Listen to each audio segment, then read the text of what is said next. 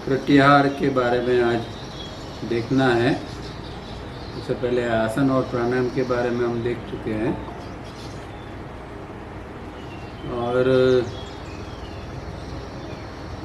आज लेक्चर के बाद 2 वीक तक हम मिल नहीं पाएंगे क्योंकि शिविर है, तो वहाँ जाना है। तब आएगा जो 24 तारीख का जो है संडे, और 1 तारीख का संडे को मिल नहीं पाएंगे। इसके बाद में 9 तारीख का संडे आएगा, तब मिलेंगे। तो प्रत्याहार को देखने से पहले एक छोटी सी कहानी है, वो सुनिए। एक सुभाषित है कि चंचल व्यक्ति की जीभ और शांत व्यक्ति का व्यक्तित्व बोलता है। जो चंचल व्यक्ति है उसको बार बार बोलना पड़ता है, और शांत व्यक्ति है उसका व्यक्तित्व ही खुद बोलता है। जिन्हों में विशिष्टता नहीं होती है वो बोल के दूसरों को आकर्षित करने का मिथ्या प्रयत्न करते हैं। तो जिन्होंने विशिष्टता नहीं होती है, खास कोई गुण नहीं होते हैं, तो फिर वो बोल के दूसरों को आकर्षित करते हैं। ऐसा एक सुभाषित है। और इसके ऊपर ही एक कहानी है कि एक राजा एक बार शिकार करने निकला था और मृग के पीछे पीछे वो जंगल में बहुत दूर तक पहुंच गया। और उस दौरान उसके साथ में जो उसका जो सब था, उसके सेवक वगैरह, प्रधान सेवक वगैरह, तो वो थोड़े पीछे रह गए और राजा आगे निकल गया। अब आगे जाके उसको प्यास लगी, पानी तो पीछे था सेवकों के पास, तो एक पेड़ के नीचे वो आराम करने बैठा। उतनी देर में उसके प्रधान और एक सेवक आ गए।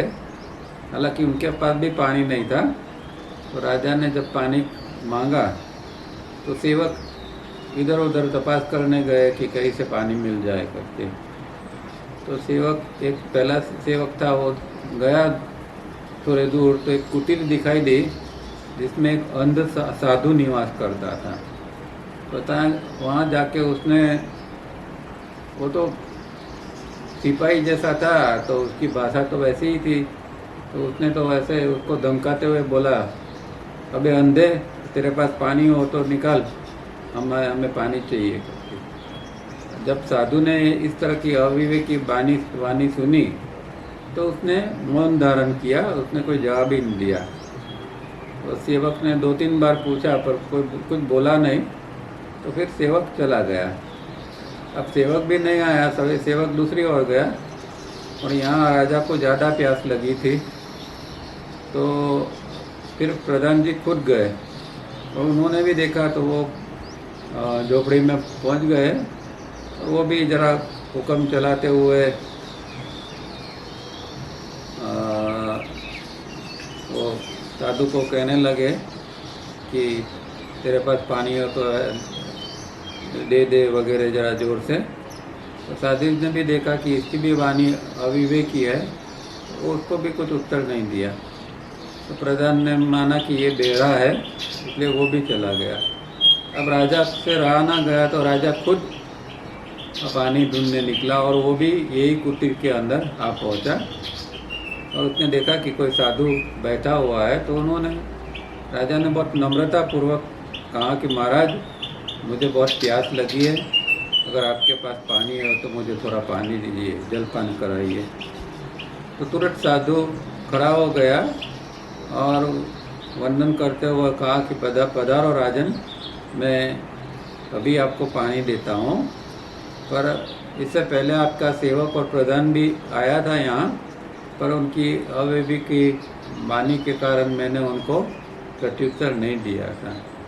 अब राजा को बड़ा आश्चर्य हुआ कि ये तो अंधा साधु है, उसको कैसे पता चला कि मैं राजा हूँ और मेरा सेवक और प्रधान भी आया था।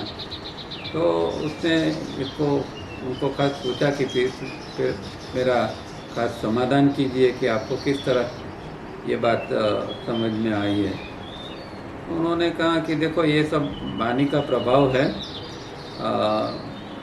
सेवक की वाणी के अंदर एक तिरस्कार था, प्रधान की वाणी के अंदर एक अहंकार छुपा हुआ था, लेकिन आपकी वाणी के अंदर विनय छुपा हुआ है। तो जैसी जिसकी कक्षा इस तरह की उसकी वाणी होती है, तो ये आपकी ये जो वाणी है उसके आपका ये प्रभाव अलग है। इस तरह उन्होंने फिर राजा ने जलपान किया। तो कहने का मतलब है कि जिस तरह का हमारा अंदर का व्यक्तित्व होता है, इसी तरह हमारी अभिव्यक्ति भी होती है। तो ये कहानी यहाँ समाप्त होती है। अब पढ़ते हैं प्रत्याहार के ऊपर पेज नंबर 270 योग सूत्र। अब देखो, आज हम 2 ही सूत्र लेंगे, ज़्यादा लंबा नहीं है।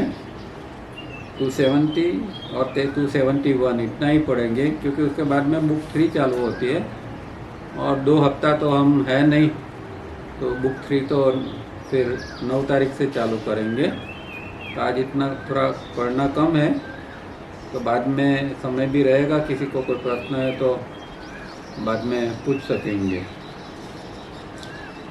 अब पेज नंबर 270 के ऊपर जो 54 सूत्र है वो प्रत्याहार के बारे में है, वो पढ़ते हैं। एब्स्ट्रैक्शन और प्रत्याहार is the subjugation that is coming of the senses by the thinking principle and their withdrawal from that which has hitherto been their object। तो ये इंग्लिश में जो कावरिया जी ने इसके ऊपर जो कहा है ये है। अब संस्कृत में पढ़ते हैं पहले और फिर डिस्क्रिप्शन देखेंगे। थोड़ा सूत्र लंबा है संस्कृत में। स्व विषय संप्रयोगे चित्त स्वरूप अनुकार इव इंद्रियाणाम प्रत्याहार। स्व विषय मतलब अपने खुद के विषय, अपने विषयों के साथ। असंप्रयोग मतलब संबंध न रहवाती। अपने विषय जो है, जैसे कि आँख का विषय देखना है, तो आँख का और देखने का दोनों का संबंध न रहने पर चित्त स्वरूप, चित्त के स्वरूप में अनुकार इव तदाकार हो जाना, चित्त के स्वरूप में तदाकार हो जाना। इंद्रियानाम इंद्रियों का उसे प्रत्याहार कहते हैं। तो प्रत्याहार की डेफिनेशन क्या है कि इंद्रिय वृंद अपने विषयों को परित्याग करके चित्त के समान स्वरूप हो जाता है, उसे प्रत्याहार की स्थिति कहते हैं। अब जो तावरिया जी का हमने पढ़ा वो इसका ट्रांसलेशन देखते हैं। इंग्लिश में क्या पढ़ा हमने? एब्स्ट्रैक्शन और प्रत्याहार is the subjugation that is coming of the senses by the thinking principle and the withdrawal from that which has hitherto been their object.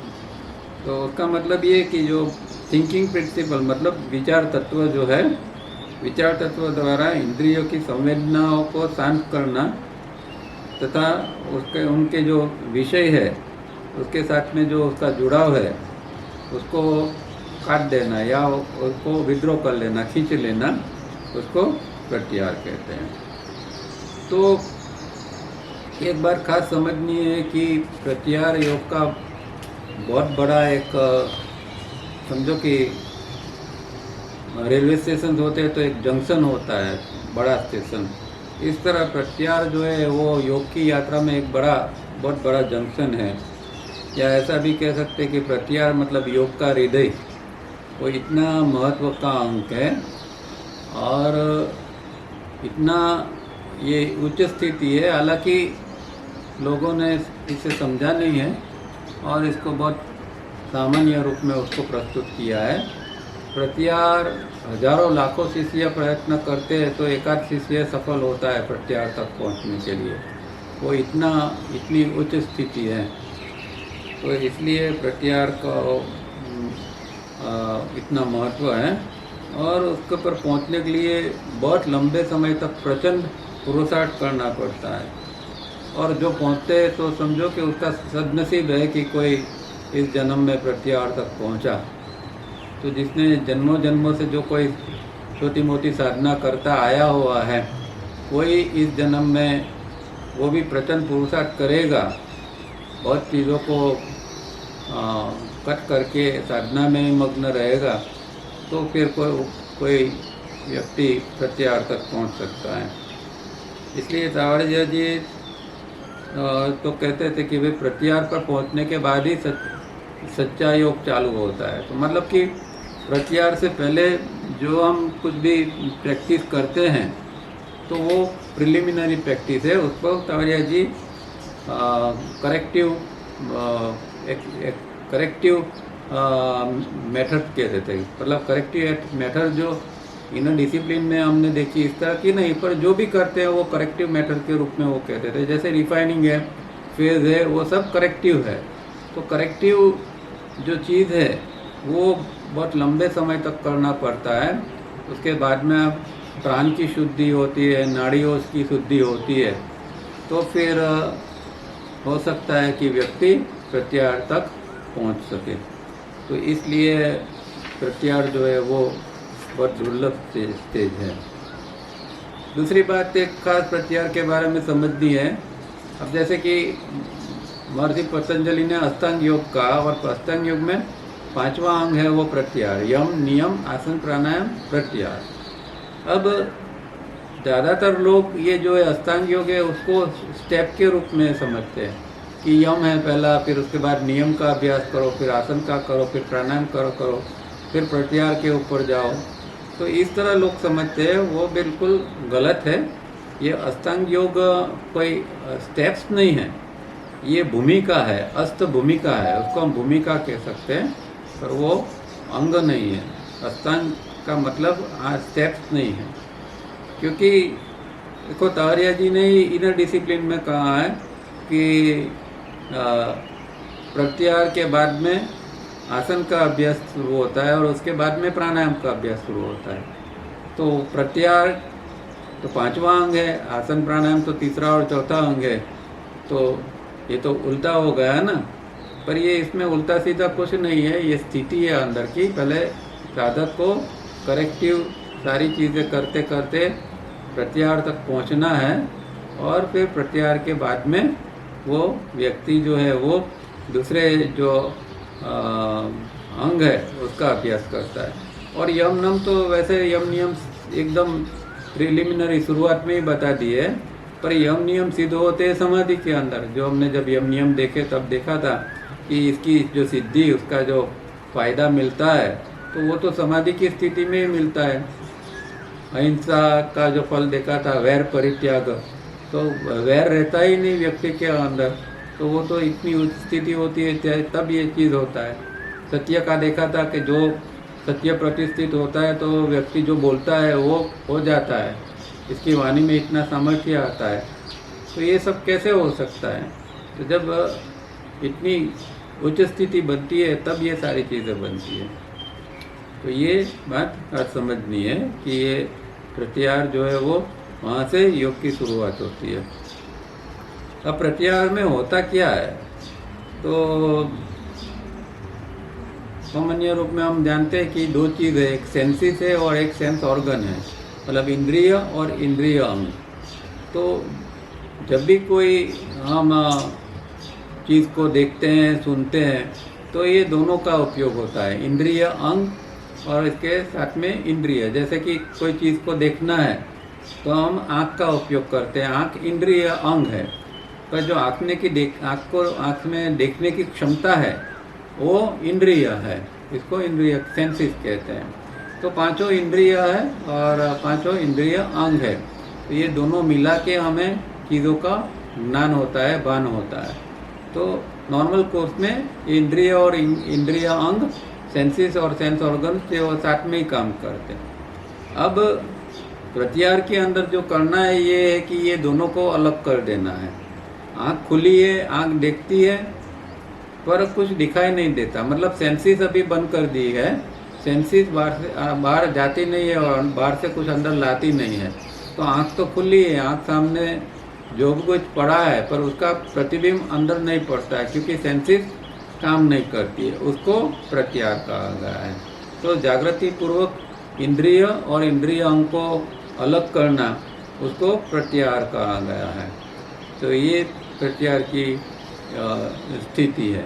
और ये एक कुछ योग की टेक्निक से ये होता है कि जब उसको चाहे जो इंद्रिय को बंद करनी है उसको काम में नहीं लाना है तो वो इस तरह कर सकता है। अब ये ज़रूरत क्यों पड़ी इस तरह प्रत्याहार की? तो उसका कारण ये है कि उसका मेन कारण ये है कि अगर जब तक ये प्रत्याहार सिद्ध नहीं होता है तब तक जो ध्यान और समाधि की गहराई में जो जाना है वो जा नहीं पाएंगे। तो समाधि के लिए तो बाहर के सब जो इम्पल्सिस जो बाहर से आते हैं वो सब कुछ बंद हो जाने चाहिए। वैसे तो बंद होते नहीं हैं, आँख बंद करने से दिखाई नहीं देगा पर कान तो खुले हैं तो सुनाई देगा। तो डिस्ट्रैक्शंस जो होता है वो डिस्ट्रैक्शंस न हो इसके लिए ये प्रत्याहार की स्थिति उत्पन्न करनी जरूरी है। जब प्रत्याहार के ऊपर साधक पहुंचता है उसके बाद में ही फिर वो धारणा ध्यान के गहरा अभ्यास कर सकता है। इसलिए प्रत्याहार इसी कारण भी बहुत महत्व का है। और तावड़िया जी प्रत्याहार को डिटैचमेंट भी कहते हैं। तो डिटैचमेंट मतलब दो चीज़ों को अलग करना। तो फिजिकल बॉडी और एस्ट्रल बॉडी जो अभी हमारे जुड़े हुए हैं इनको अलग करना उसको भी प्रत्याहार कहते हैं। तो फिजिकल से एस्ट्रल को अलग करना वो एक प्रत्याहार की स्थिति कहलाती है। और इसमें तावड़िया जी ने योग सूत्र में एक जगह एक उसका पूरा विवरण किया है सेपरेशन ऑफ द बॉडी करके। तो ये दोनों बॉडियों को किस तरह सेपरेट किया जाता है उसकी मेथड बताई हुई है। और ये करना बहुत ज़रूरी है ताकि साधक जो है वो एस्ट्रल बॉडी द्वारा पूरे ब्रह्मांड में जा सकता है और हर चीज़ का ज्ञान प्राप्त कर सकता है। अब देखो आत्मा आया है वो एक्सपीरियंस के लिए। आत्मा का एक ही उद्देश्य है कि यहाँ आया है तो वो तीनों लोक में जो जो चीज़ है इन सारी चीज़ों का वो एक्सपीरियंस लेता है। तो वो एक्सपीरियंस फर्स्ट टाइम एक्सपीरियंस मिले तो ये जब एस्ट्रल बॉडी जब सेपरेट होता है और जो एस्ट्रल बॉडी हर जगह जाता है और कुछ अनुभव करता है वही आत्मा के लिए ज़रूरी है। तो इसलिए ये साधना इस मायने में भी बहुत ज़रूरी है कि सेपरेशन ऑफ बॉडी होता है और जब फिजिकल से एस्ट्रल अलग होके आगे जाता है और वो जो है वो अनुभव लेता है। अब यहाँ हमने देखा कि ये डेफिनेशन के अंदर तावड़िया जी ने एक शब्द यूज़ किया है थिंकिंग प्रिंसिपल। तो हम थिंकिंग इंस्ट्रूमेंट शब्द तो जानते हैं और यहाँ थिंकिंग प्रिंसिपल शब्द का यूज़ किया है। तो थिंकिंग इंस्ट्रूमेंट और थिंकिंग प्रिंसिपल में क्या डिफरेंस है? तो थिंकिंग इंस्ट्रूमेंट के अंदर जो हमारा आगे का जो कॉन्शियस ब्रेन है वो आता है और उसके साथ में वहाँ जो रजिस्ट्रेशन एरिया में 4 केंद्र है IESM, वो चारों केंद्र भी थिंकिंग इंस्ट्रूमेंट के अंदर आते हैं। और उसके साथ में जो पीछे का हिस्सा है जो स्मृति का मेमोरी पूल 3A और 3B, ये तीनों चीज़ मिला के जो बनती है वो थिंकिंग इंस्ट्रूमेंट है। और थिंकिंग प्रिंसिपल के अंदर जो हमारे अंदर जो इनकमिंग इम्पल्स आते हैं और जो हमारी भावनायुक्त स्मृति है, इमोशंस से जोड़ी हुई स्मृति है, वो दो। तो ये दो चीज़ इनकमिंग इम्पल्स और मेमोरी पैटर्न, ये दोनों को मिला के जो बनता है उसको तावड़िया जी थिंकिंग प्रिंसिपल कहते हैं। और प्रत्याहार का एक अर्थ ये यहाँ ये भी करते हैं कि ये थिंकिंग इंस्ट्रूमेंट और थिंकिंग प्रिंसिपल को अलग करना वही प्रत्याहार है। तो ये प्रत्याहार की इतनी समझ है। अब इंग्लिश में पढ़ते हैं। It is not really possible to explain such experiences as are stated in this and other sutras. As in Sutra 15 of Book 1, this sutra talks of detachment without detaching, freedom from longing of all object of desire, without the external show of running away from them. तो ये जो प्रत्यार की का अनुभव है उसको explain करना इतना आसान नहीं है। उसमें जो होता है वो एक बहुत गहरी चीज़ होती है। और इस तरह एक 15वां सूत्र हमने देखा था बुक 1 का, जिसके अंदर डिटैचमेंट की बात की थी। डिटैचमेंट वहाँ वैराग्य के बारे में बात हुई थी, अनासक्ति या वैराग्य के बारे में, जिसका मतलब ये था कि freedom from longing of all objects of desire. तो जो विषयों के प्रति जो इच्छा होती है वो इच्छा ही फिर व्यक्ति के अंदर से समाप्त हो जाती है। तो ये भी एक तरह का प्रत्यार ही है, प्रत्यार की निशानी है कि अब उसके अंदर कोई विषयों के प्रति उसका मन जाता नहीं है, इस तरह की उसकी एक स्थिति बन जाती है। वो एक प्रत्यार की स्थिति बताते हैं। और वो स्थिति जो बनती है इस तरह की कि विषयों के प्रति मन का न जाना, वो कोई एक्सटर्नल शो नहीं है, कोई दिखावा नहीं है, और कोई भागकर इसको बताना इस तरह नहीं है कि भाग जाके इस तरह का कोई दिखावा करना। मतलब जो लोग घर बार छोड़ के भाग जाते हैं और बताते हैं कि भाई हम तो बैरागी है, हमें तो अब कोई विषयों के अंदर हमारी इच्छा नहीं रही है, तो ये तो एक दिखावा हो गया है। वो उसको वो तावरिया जी सही वैराग्य नहीं मानते थे। It talks of detaching the primary body from the secondary body by practice and method. Only when this detachment is practiced consciously does one experience the inner primary body as separate and distinct. Until then, there is only a mental concept of the inner man. अब ये प्रत्यार के अंदर क्या करना है वो यहाँ बताते हैं कि भाई प्राइमरी बॉडी और सेकेंडरी बॉडी, मतलब प्राइमरी बॉडी है हमारा एस्ट्रल बॉडी, सूक्ष्म शरीर, और सेकेंडरी बॉडी है हमारा ये स्थूल शरीर। ये दोनों को अलग करना, सेपरेट करना, इसका जो अभ्यास करना है, उसकी जो मेथड है, उसका अभ्यास जो करते हैं वो प्रत्यार का अभ्यास है, और इसको कॉन्शियसली करना पड़ता है। तो इस तरह जब कॉन्शियसली वो व्यक्ति अभ्यास करता है तब उसको पहली बार ये अंदर का बॉडी क्या है, सूक्ष्म शरीर क्या है, प्राइमरी बॉडी क्या है, उसको क्लियर कट अनुभव उसको होता है। और उसके पहले तो सिर्फ एक मेंटल कंसेप्ट, अभी जिन्होंने हमने ये सूक्ष्म शरीर का अनुभव नहीं है तो हम क्या करेंगे, बस मेंटल कंसेप्ट लगाएंगे कि ऐसा होगा, सूक्ष्म शरीर ऐसा होगा, क्योंकि सूक्ष्म शरीर का अनुभव नहीं। अब जब वो स्थिति प्रत्यार की बनती है और उसमें जब वो अनुभव करता है अपना एस्ट्रल बॉडी का, तब जाके उसको रियल में एक्सपीरियंस होता है, और तब वो मेंटल कंसेप्ट नहीं रहता है। यहाँ इनर मैन शब्द यूज़ किया है वो भी सूक्ष्म शरीर के लिए ही शब्द है। Awareness that is sufficiently upgraded result in awareness in sleep and conscious out of body experiences are undertaken. It is neither accidental nor a psychic adventure. Such practices are done under the guidance of a master to avoid great danger. तो इसे जब ये साधना होती है प्रत्यार की, तो अपने आप में जो अवेयरनेस है वो अपग्रेड होती जाती है। और हम जानते हैं कि अवेयरनेस का ग्रेड है, और जैसे जैसे अवेयरनेस सूक्ष्म होती जाती है तो वो अपग्रेड होती है।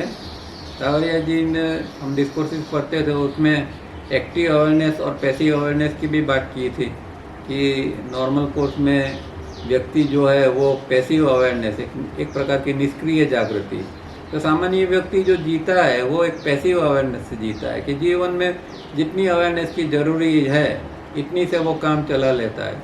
कि गाड़ी चलानी है तो गाड़ी चलाने के लिए कितनी अवेयरनेस चाहिए, तो बस इतनी ज़रूरी है। या दूसरा कामकाज करने के लिए जितनी अवेयरनेस की ज़रूरत है इतनी अवेयरनेस से आदमी जीता है, उसको पैसिव अवेयरनेस कहते हैं। पर जब साधक साधना में आगे बढ़ता है तो उसकी अवेयरनेस का जो मात्रा है वो बढ़ती है, और फिर उसके अंदर एक्टिव अवेयरनेस डेवलप होती जाती है। तो एक्टिव अवेयरनेस से उसका परसेप्शन वगैरह हर चीज़ उसकी जो है वो बदल जाती है।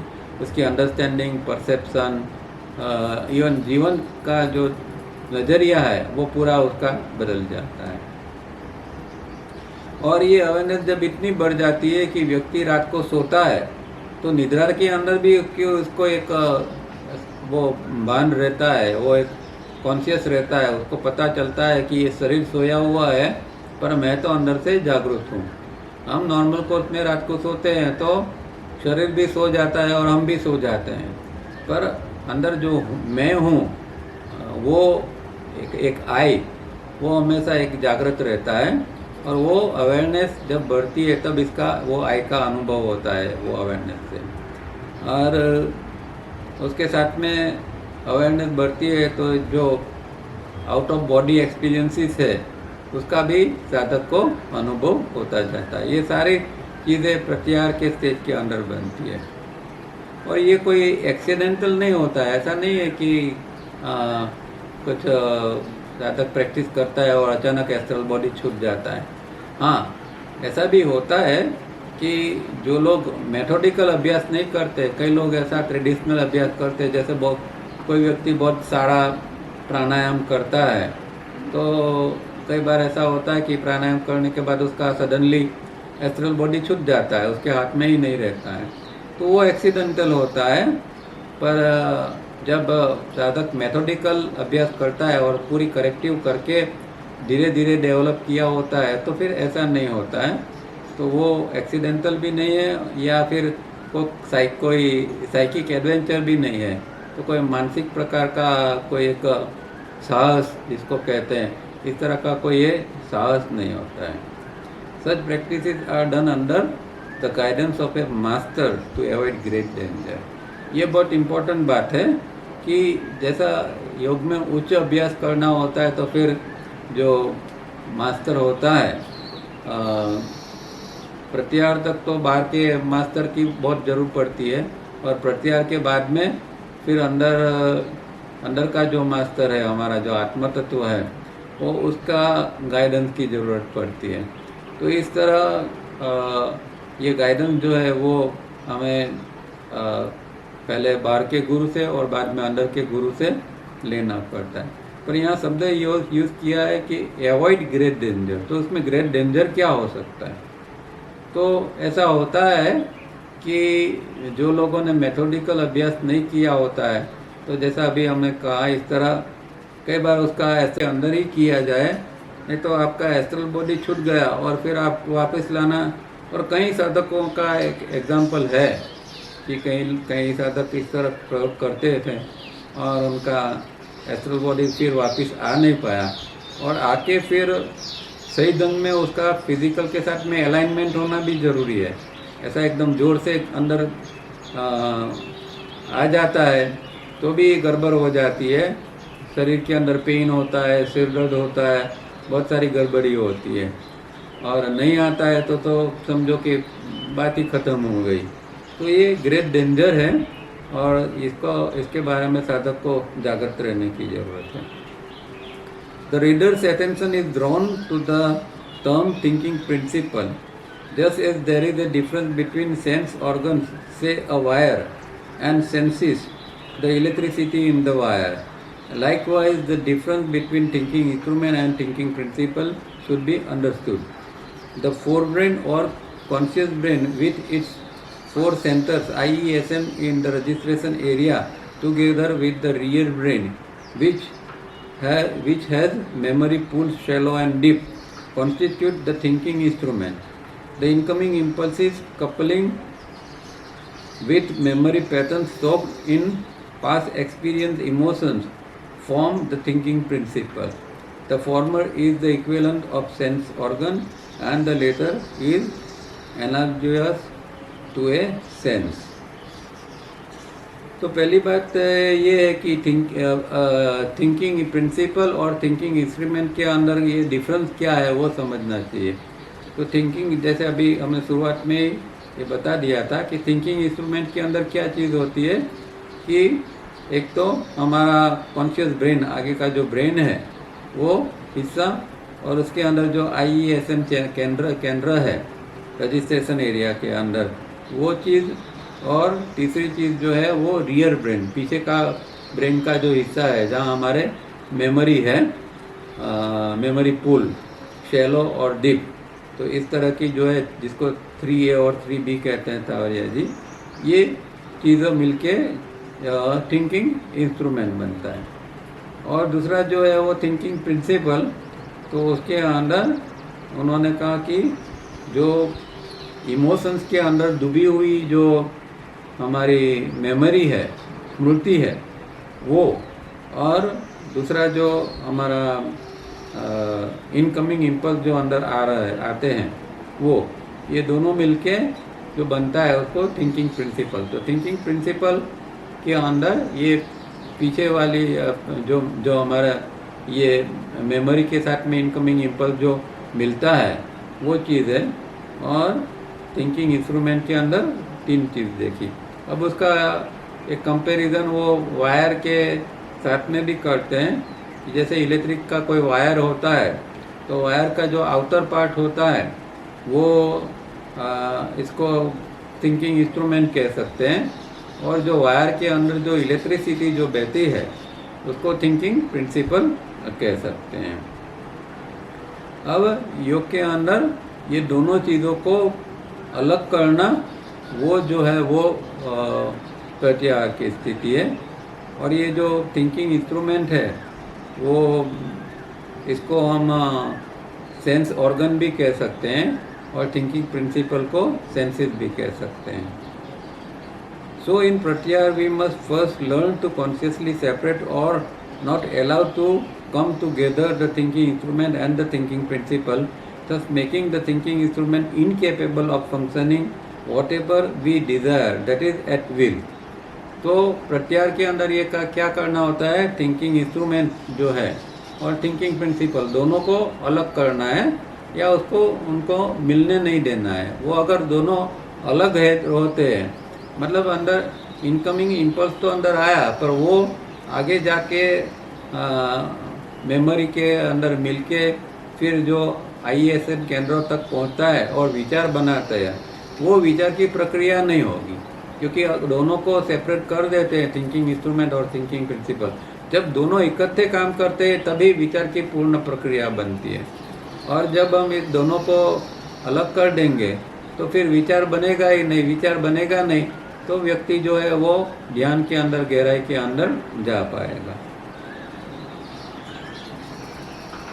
तो अपनी इच्छा से, एट विल, अपनी इच्छा से फिर वो व्यक्ति कुछ नहीं कर पाएगा, क्योंकि थिंकिंग इंस्ट्रूमेंट जो है वो वहाँ काम ही नहीं करता है।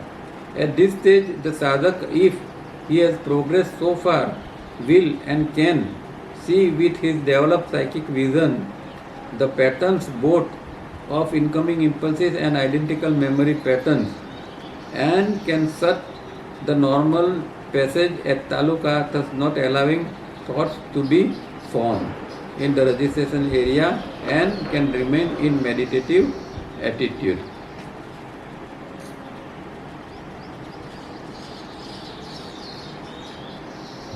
तो यहाँ क्या होता है कि अब साधक का डेवलपमेंट इतना हो गया है कि साधक जो है वो अपनी अंदर की आँख से ये सब वो देख सकता है। क्या देख सकता है कि इनकमिंग इम्पल्स क्या है, जो इनकमिंग इम्पल्स बाहर से आता है जिसको हम सेंस कहते हैं। तो इनकमिंग अंदर इम्पल्स कोई आया अंदर एक पार्टिकल के रूप में, तो वो व्यक्ति अपनी आंखों से वो देख सकता है कि ये देखो एक इम्पल्स आया। जैसे कि ये पेड़ में देख रहा हूँ, एक ट्री है, ट्री को देखता हूँ तो ट्री में से जो इम्पल्स आता है तो वो व्यक्ति वो देख सकता है कि ये इम्पल्स आया। या वो साधक कोई दूसरी व्यक्ति को देखता है तो दूसरी व्यक्ति के जो इम्पल्सिस से अंदर आते हैं उसको देख सकता है कि ये इम्पल्सिस अंदर आए। दूसरी बात, वो अंदर आके फिर जो मेमोरी पैटर्न को मिलते हैं, आइडेंटिकल मेमोरी पैटर्न को, तो वो भी देख सकता है कि आइडेंटिकल मेमोरी की पैटर्न के ये दोनों का भी मिलन हुआ और फिर ये विचार की प्रक्रिया चल रही है। तो इतना गहरा डेवलपमेंट होता है, ये बहुत ऊंची स्थिति है, क्योंकि इनकमिंग इम्पल्स को देखना वो तो नामुमकिन है। तो क्योंकि वो मॉलिक्यूलर चीज़ है, मॉलिक्यूलर चीज़ को नॉर्मली हमारी आँख देख नहीं सकती है। तो वो जो है वो मॉलिक्यूलर चीज़ या कई बार तो वो इलेक्ट्रॉनिक चीज़ भी होती है। तो वो चीज़ जब अंदर आती है, इम्पल्सिस तो एक्चुअली इलेक्ट्रॉनिक ही होते हैं, तो इलेक्ट्रॉनिक फॉर्म में अगर वो चीज़ अंदर आती है तो उसको तो हमारी नॉर्मल आँख से देखना तो नामुमकिन ही है। पर जब साधक के अंदर इतना एडवांसमेंट होता है तो फिर वो साधक इम्पल्स को भी देख सकते हैं, और फिर ये जो है उसको भी ये अपनी जो मेमोरी, आइडेंटिकल मेमोरी, उसको भी देख सकते हैं। तो इस तरह फिर साधक जो है और ये देख सकते हैं, इसलिए उसको जब वो चाहता है कि भाई अभी ये इम्पल्स को अंदर आगे नहीं जाने देना है तो वो तालुका के आगे ब्लॉक कर देता है। तो ये तो हमने कई बार पढ़ा है कि दो वाल है, एक तालुका के पास में वाल है और एक नीचे स्पाइनल कॉर्ड के नीचे के हिस्से में वाल है। तो जो नीचे का वाल जब बंद होता है तो ऊपर का वाल खुला होता है, तालुका का वाल, और वो तालुका का वाल जब खुला होता है तो इम्पल्सिस ब्रेन में चला जाता है। अब यहाँ साधक क्या करता है कि ऊपर का वाल बंद कर देता है ताकि इम्पल्सिस अंदर ना जा पाए। वो अंदर नहीं जाएगा इम्पल्स तो फिर विचार नहीं बनेगा। तो वो अपनी मर्जी से ये पैसेज जो है उसको बंद भी कर सकता है, इतनी उसकी स्थिति बन जाती है। और जब ये ऐसा जब वो करता है तो फिर वो मेडिटेटिव एटीट्यूड के अंदर वो जा सकता है, एक प्रकार का गहरा मेडिटेशन या मेडिटेटिव एटीट्यूड की स्थिति वहाँ बनती है। तो यहाँ ये 54वां सूत्र समाप्त होता है जो प्रत्याहार के बारे में है। वो अच्छी तरह इसका यहाँ गहराई से समझाया है, वर्णन किया है। और जो नॉर्मल कोर्स में हम प्रत्याहार के बारे में पढ़ते हैं या सुनते हैं उसके बिल्कुल अलग रूप में यहाँ तावरिया जी ने सब बताया है, जैसे कि थिंकिंग इंस्ट्रूमेंट और थिंकिंग प्रिंसिपल का अलग करना वगैरह चीज़। तो ये एक प्रत्याहार की स्थिति को हमें बहुत गहराई से जानना समझना है। और अगर जीवन का लक्ष्य बन सकता है कि भाई हो सके तो इसी जन्म में प्रत्याहार तक पहुंच जाए तो बहुत कल्याण हो जाता है। क्योंकि जो व्यक्ति प्रत्याहार तक पहुंचता है उसको फिर दूसरे जन्म में फिर वहीं से साधना करने का मौका मिलता है। अब जो हम यहाँ साधना करते हैं और फिर वो प्रत्याहार तक नहीं पहुंचते हैं तो दूसरे जन्म में फिर से हमें ये सब कुछ करना पड़ता है और फिर से दूसरे जन्म में हमें प्रत्याहार तक पहुंचना पड़ता है। पर अगर इसी जन्म में कोई प्रत्याहार तक पहुंचा है तो उसकी दूसरे जन्म में प्रत्याहार से ही साधना चालू होती है। इतनी ये कीमती चीज़ है योग के अंदर। अब लास्ट सूत्र पढ़ लेते हैं 55। As a result of this means there follows the complete subjugation of the sense organ. तो संस्कृत में क्या कहते हैं, ये प्रत्याहार का फल बताते हैं कि प्रत्याहार सिद्ध होता है तो क्या होता है। तो ततः परमा वश्यते इंद्रियानाम, ततः परमा वश्यता इंद्रियानाम। ततः मतलब वो प्रत्याहार के द्वारा, इंद्रियानाम मतलब इंद्रियों की, परमा मतलब परम उत्कृष्ट, वश्यता मतलब वशीकार की, इंद्रिय जय उसको वश में आती है, वशीकार होता है। तो प्रत्याहार सिद्ध होने से इंद्रिय अंग जो ज्ञानेन्द्रिय है या इंद्रिय अंग है वो सब संपूर्ण रूप में वश हो जाती है। ये जो तावरिया जी ने कहा, as a result of this means there follows the complete subjugation of sense organ.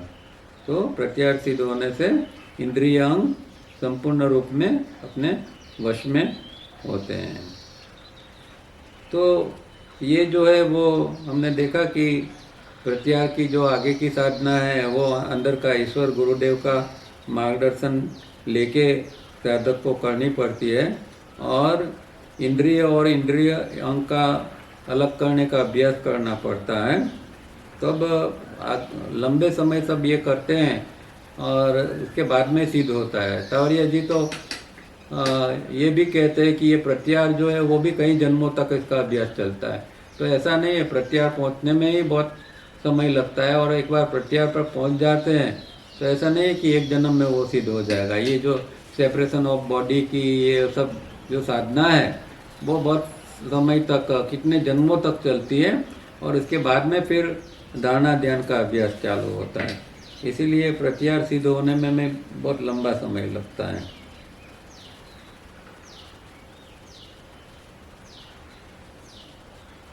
तो वो भी हमने देखा कि जो इम्पल्स अंदर आता है वो रजिस्ट्रेशन एरिया तक नहीं पहुंचता है, तब प्रत्याहार की स्थिति निर्माण होती है, और फिर आगे धारणा ध्यान समाधि का अभ्यास होता है।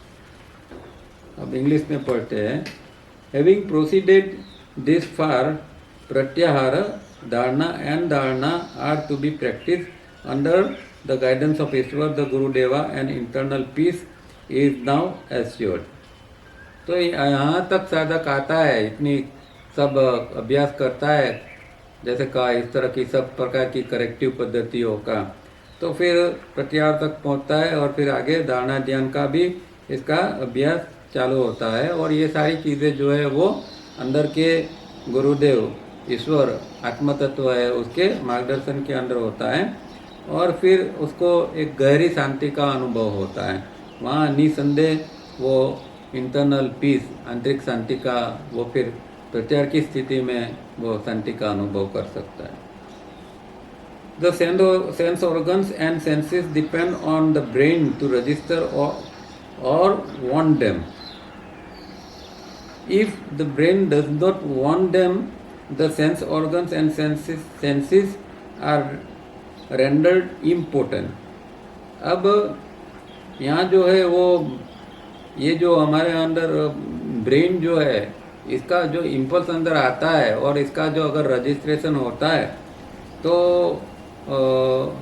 ये विचार प्रक्रिया बनती है। तो मतलब ये चीज़ जो है वो सेंस ऑर्गन और सेंस के ऊपर डिपेंड करती है। मतलब इंद्रियांग और इंद्रिय ये दोनों एक साथ में काम करते हैं, तब जाके फिर ब्रेन के अंदर वो विचार रजिस्टर्ड होता है। तो ये अगर ये